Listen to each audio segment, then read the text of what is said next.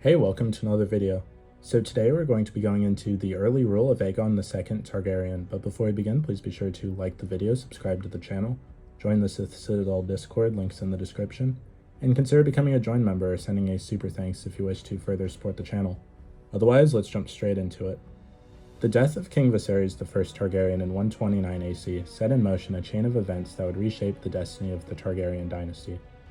At the time of his passing, Viserys' chosen heir was still his daughter, Princess Rhaenyra Targaryen, who was pregnant and residing on Dragonstone. However, with Rhaenyra so far away and unaware of her father's death, the political faction supporting her rival, Queen Alicent Hightower, and her children, swiftly moved to conceal the news in order to prepare for Aegon's coronation.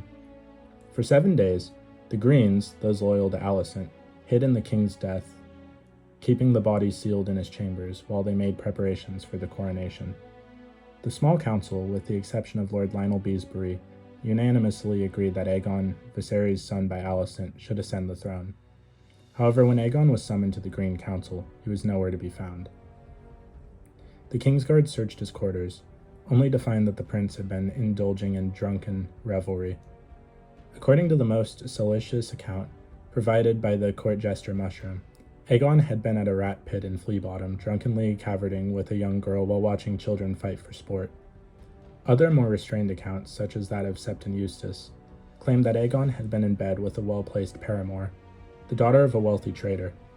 Regardless of the truth, Aegon was initially reluctant to take part in the coronation, claiming that Rhaenyra was the rightful heir.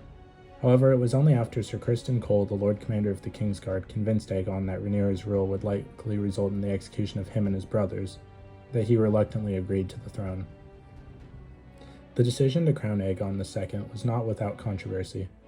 Rhaenyra, having not yet received word of her father's death, did not immediately know the coup was unfolding in King's Landing. When Aegon's coronation was finally announced to the Seven Kingdoms on the 10th day of the third moon, his ascension was marked by a ceremony at the Dragon Pit, where the crown of Aegon the Conqueror was placed upon his head by Sir Criston Cole. The aged High Septon was absent, and so Septon Eustace performed the anointing and blessing, making Aegon the new King of the Andals, the Rhaenyra, and the First Men. However, while Aegon enjoyed the luxury and power of King's Landing, Rhaenyra refused to accept this usurper of her birthright.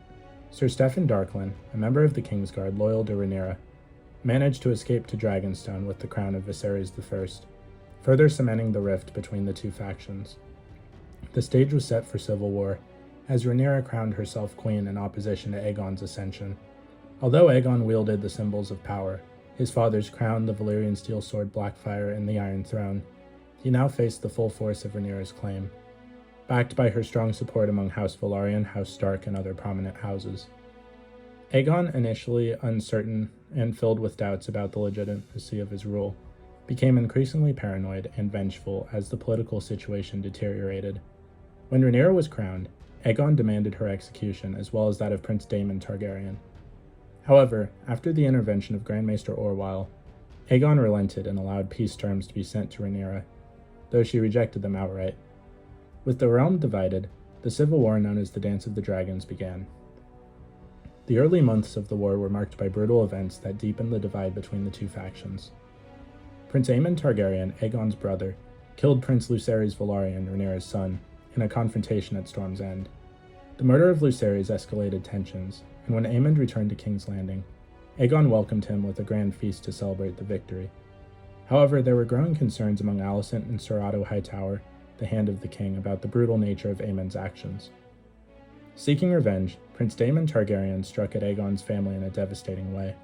The prince's son, Prince Jaehaerys, was killed in a horrific event known as the Blood and Cheese Incident, orchestrated by Daemon's spymaster Mazaria. Jaehaerys' death caused profound grief in Queen Helaena, Aegon's wife, who quickly descended into madness, racking with guilt over her role in the tragedy. In his fury, Aegon ordered the execution of every ratcatcher in the city, blaming them for his son's death. In the aftermath of the tragedy, Aegon withdrew into a state of deep grief and anger, leading to a strained relationship with Helaena. They began sleeping apart, with Aegon often drowning his sorrows in strong wine. As the war raged on, Aegon grew more chaotic and unstable. While the Greens suffered a series of setbacks in the Riverlands, Sir Otto Hightower sought to gain allies by sending letters and recruiting sellswords. However, Aegon grew frustrated with his grandfather's perceived inaction and saw his caution as cowardice. With much of the realm backing Rhaenyra, including House Velaryon and the most powerful northern houses, Aegon's fears mounted. He responded by stripping Sir Otto of the hardship of being Hand of the King and awarding it to Sir Criston Cole, who he trusted more.